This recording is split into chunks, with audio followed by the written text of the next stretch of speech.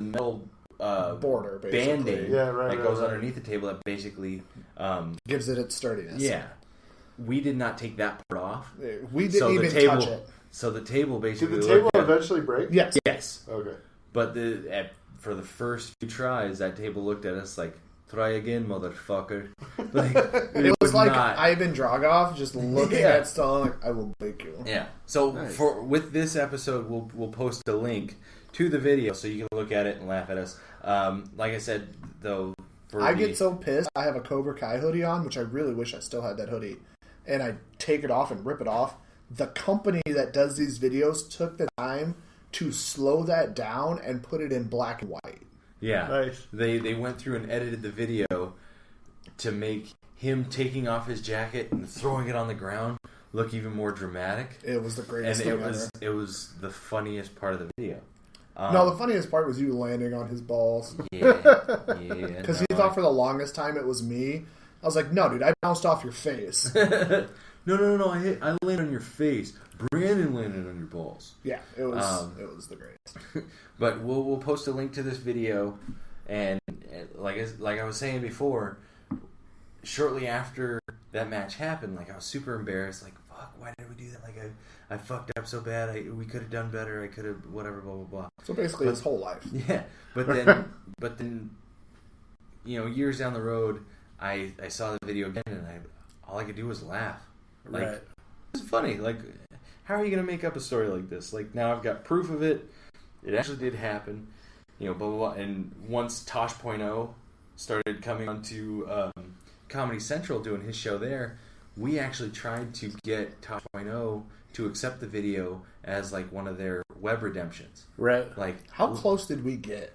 As far as I know, the Tosh.0 web redemptions usually go, like, anybody that has, like, 500,000 views or 1 million views or whatever. Last time I checked, our video only has like close to 15,000 views, I think. Okay, so yeah, I want everybody at the Questionable Endeavors to tweet at Tosh.0 that you want this video to make a web redemption. If he even does it anymore.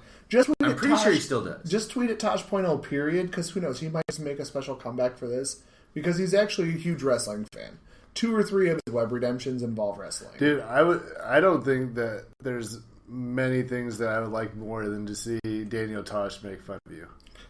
I'm down. I know. I'm not a fan of his stand-up, but I love his show. Maybe I've just watched the wrong stand-up. His stand-up might be tremendous. There are some bits that are hit or miss for people, but for the most part, there's a reason that he's a famous comedian. I'm not. I don't know.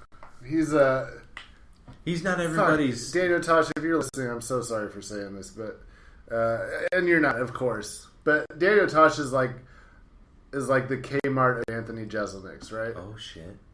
Like they do the same kind of stuff. You're Anthony Jeselnik does it better, dude. I'm sorry. Like and look, I'm nobody. So if you're listening right now, make fun of the fact that I live in Iowa and I have a 900 square foot house. All right, I don't give a shit.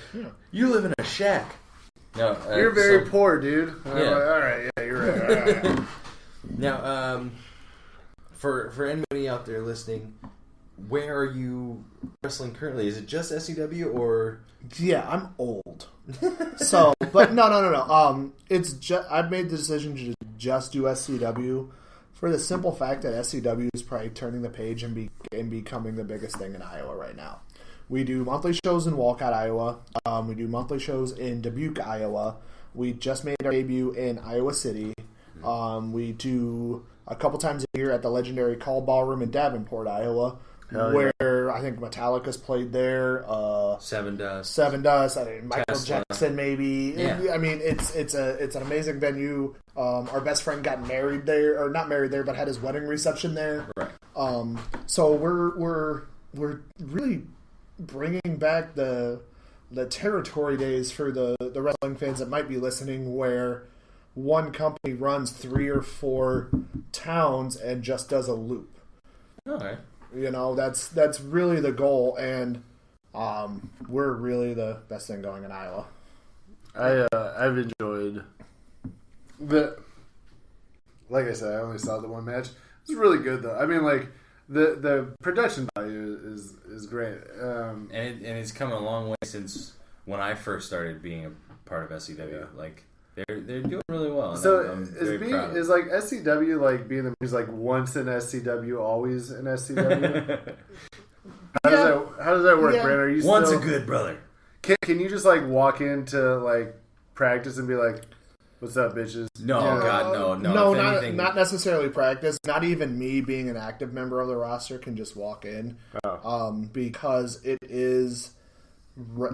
They do it on the days that Seth Rollins is in town. So, I mean, 2 out of the 3 days they do their classes at the Black and Brave Academy. He'll be there. So he keeps it very private because he's a very private man. Yeah. He very much doesn't want anybody in his business, which I respect. It's fine. You know, I've heard of that. people... I'll make conversation at work about wrestling and mention the fact that I know him and went to school with him. Yeah. And people are like, "Oh, you see him?" I was like, "Well, I'm not best friends with the motherfucker. Like, we don't go have margaritas. Right. But if I see him, you know, it's like seeing a guy, you know, hey, how you doing, buddy? Haven't seen you in a while. How are things? Cool. Have a good day." Yeah, Gotcha.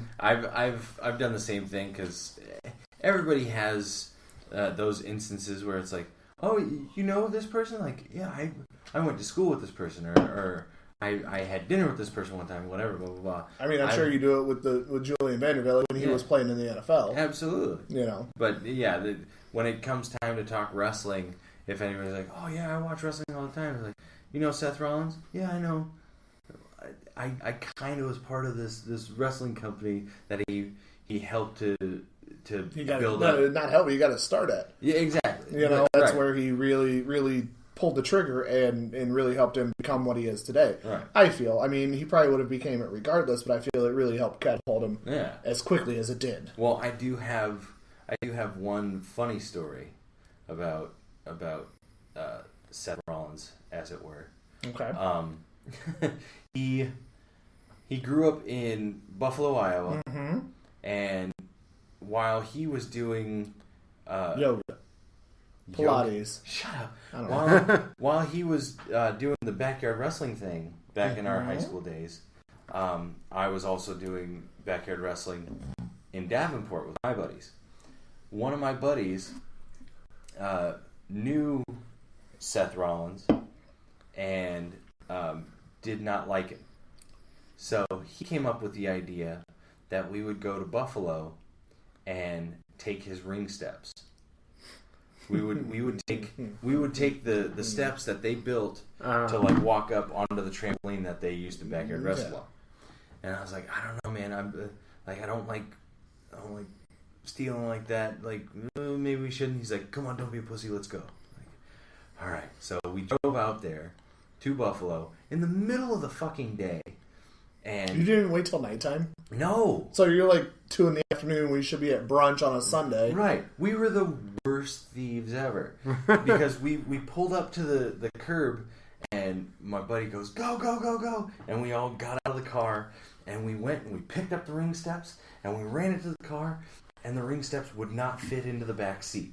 Like, we're trying to shove it in, would not go. We didn't take into account that they probably didn't like go through and make the ring steps into like separate pieces. Like, they just made one big ring step and we could not get it in the back seat. So after a couple seconds, like, we abandoned the idea, threw the ring steps back towards the trampoline, hopped in the car, go, go, go, and we drove off.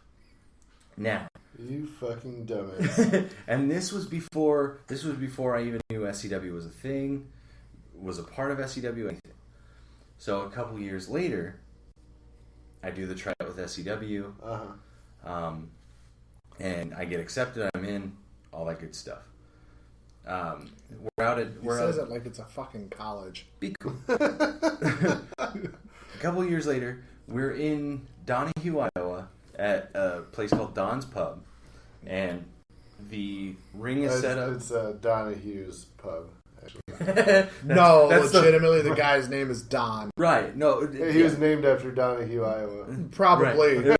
He was drunk 24/7. My name's Don. Full name Donahue. But the fucking Don Dogs out there. If you ever go to Donahue, Iowa, and you go to Don's Pub, get the goddamn Don Dogs. They're delicious. Don Dog. They're delicious. But anyway, we're in Donahue, Iowa, at Don's Pub. The ring is set up in the back room where we had our shows, and Seth shows up to do a little ring work and knock some rust off, whatever, work some shit out.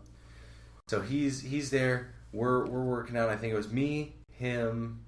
I think it might have been Shane was out there. Anyway, there was only a couple of us.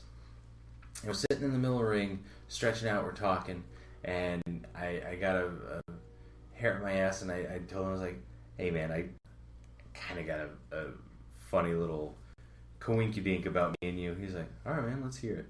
And I told him the story about my buddy drove us out there to Buffalo, Iowa. We tried to smuggle your ring steps and put them in the back seat. It didn't happen. We threw your ring steps back and we drove off. And I told him the longer version of the story, and he kind of chuckled for me. Ha ha ha! Really? That's not an exaggeration. That's his actual fucking laugh. So he goes, ha ha ha! Really? And I go, yeah, man, we tried to steal your ring steps. Pretty funny, huh? He's like, ha! He would have pulled that off, I would have fucking murdered you. I was like, yeah, he would have. Now. Yeah, he would have. But yeah, so that's him and Ra. Yeah, that's my little funny ha ha quinky story that I have with Seth Rollins. Years down the road. Okay, hold on. We're cool. That was his quinky story. Shut up. We're cool. Hey. We're cool on talking terms and all that, and he's hooked me up with tickets for shows and stuff like that. So he's a cool dude. Fucking no harm, no foul, and he's all right. He's all right. I feel bad, Jake. You asked literally one question at the beginning of this podcast and haven't said a word since. Yeah. Okay. Is there any other questions? Anything you want to know? That's what I feel bad about. Jake, how long have you been wrestling? I started wrestling back in 2017. I started wrestling in fucking never. No, so this is my one cool story. I don't have a lot of questions because I just don't know a lot about wrestling. Too like self-absorbed to pay attention to other people. So there's this guy. There's this guy who's what's the wrestling, the big one now? Is it WWE? Mm-hmm. Is that, yeah, okay, WWE is. Yeah. So there's this dude who wrestles for them. He's like 6'9". Okay. 300 pounds. I think he's from like New York. 7 foot tall, and you can't teach that. Huh? He's 7 foot tall, and you can't teach that. Is he? Well, go on. Throw out names. If you throw out names, Big Cass? Yep, that's it. Okay. Yeah, okay. He's 7 foot tall, and you can't teach that. You cannot teach that. No. That dude came into no. Fuck you guys. No, he's the one laughing. I'm listening to your story. I just think it's funny because it's part of the gimmick, and he's trying to like. He's trying. Yeah, no, I didn't realize that was. Yeah, it's part of I don't the fucking gimmick. watch wrestling. He's like, no, this is the part that's on your on the shirt, and you're like, yeah, cool, that's a fact, I guess. Yeah. So, I think it was last year, like maybe around this time or earlier this year, they came to the Tax Slayer Center. Yeah. And that dude came. Fucking name. It is really fucking dumb. But he came into Village Inn, and I didn't wait on him, but I was like, it was me and one other girl, and I was in the pantry where we like get all our food and drinks and stuff. She's like, this guy just ordered 3 meals. I was like, what? Yeah. I'm like, yeah, he ordered 2 breakfasts and a meatloaf dinner, and I was like, are you fucking kidding me? And I look out and I was like, that guy is fucking humongous. And and there was this lady there, and she's like, I think that's Big Cass. And I was like, I have no idea who you're talking about. And she went and like got a picture, and they were there. But nice. Like, please tell me he had the little fucking Enzo Amore with him. Just he'd been a little fucking yippy rat. Did he have a buddy with him? Did he have a? He didn't know. He was by himself. Okay. Oh shit. Damn it. Wow. Okay, finish your story. I'm sorry. The point of the story is that I fucking don't know anybody, and even when you're 7 foot tall and like 300 pounds, you can't even finish 2 breakfasts and a meatloaf dinner. He had to take had to take a doggy bag for his He probably newborn. took the doggy bag because they were fucking making the trip